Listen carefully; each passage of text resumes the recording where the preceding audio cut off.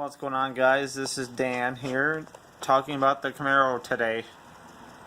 So as you can see, I got the rear end back inside of the car, and we're going to do a walk around here of this car. I've done a lot of work since I've been, since I got this car. Started kind of masking it off a little bit for paint. And, yeah. The main thing that I've done here is the 2006 or the 2005 to 2013 steering wheel,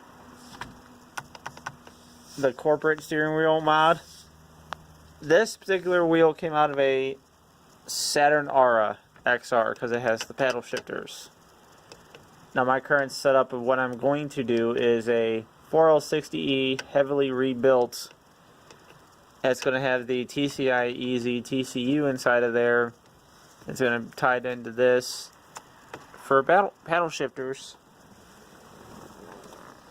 And right here it's going to be blocked off, and there's going to be on the TCU, it gives you the ability to have an economy and a performance switch and an automatic mode and then a manual mode.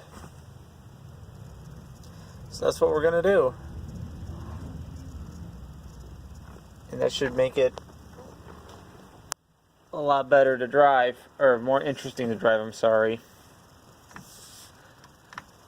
So yeah, I did that mod, and I need another nut here. I messed up the old one. Don't want to talk about it. It was kind of dumb. But if you guys want, I have the videotaped it. I need to go into the house and edit it, and I can make a video and a walkthrough with directions on how to do it. I got really lucky. I got this steering wheel for about $40, and I got an entire Corvette column. Okay, the whole column for $45 shipped.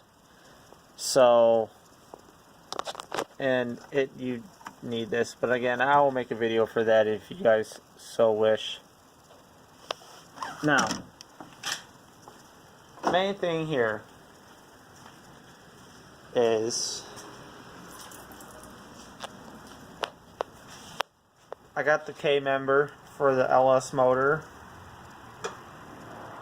Now, I'm asking you, internet gurus, have any of you guys managed to get the new LT1 engine to work inside of an LS based car? I would really like to go an LT1 or even possibly an LT4 route. Because I mean, it's just, let's face it, even a 450 horsepower from the factory LT1 would be ridiculous in this car. I think it would be amazing. I'm already going to do an electric power steering mod on this car just because I've had way too many issues with my old black Camaro. The power steering never worked on that car. I replaced the rack, I replaced the hoses, I replaced the pump. It just never worked. And it's one less hose for me to worry about, and power steering fluid burns really good. So, figure something out like a Chevy Equinox, or there's another guy on here that he used I think it was a Toyota Prius inside of his Mustang. So, he got it to go into like some kind of fail-safe mode, and it worked out great. So yeah.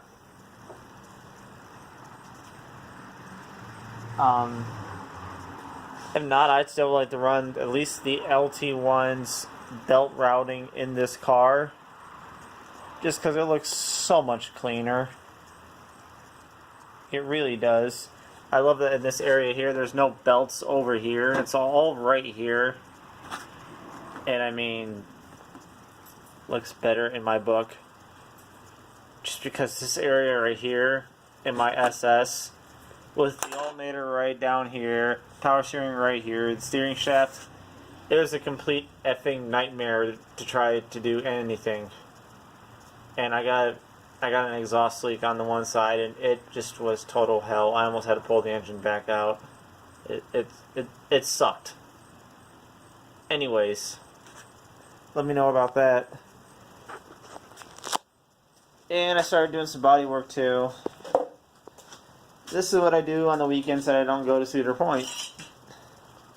So I had a giant dent over there. I got it out. I haven't really, I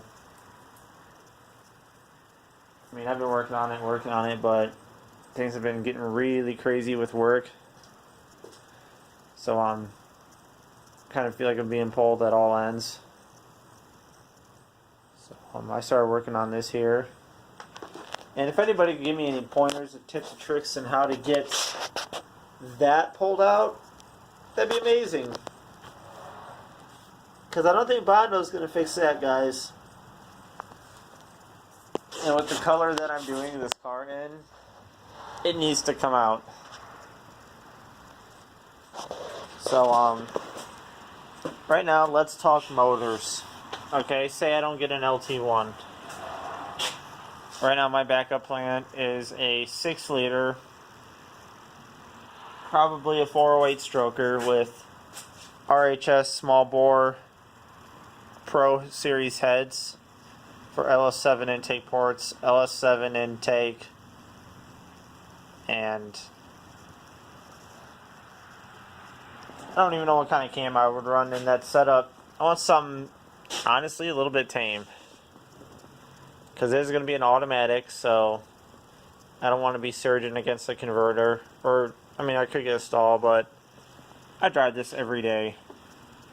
I'm going to drive it every day, so yeah.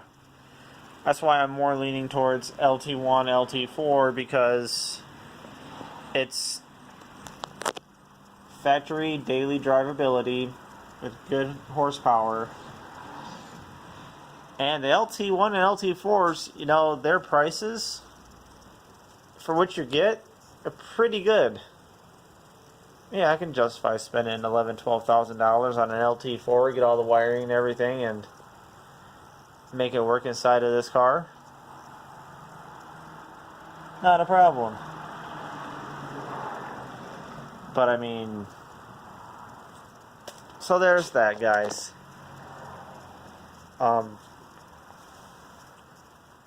So that's all I got for today, just discussing some ideas. I want to bring it to you guys because there's a lot of YouTube experts. Not trying to be funny, but there is a lot of people on YouTube that know their stuff.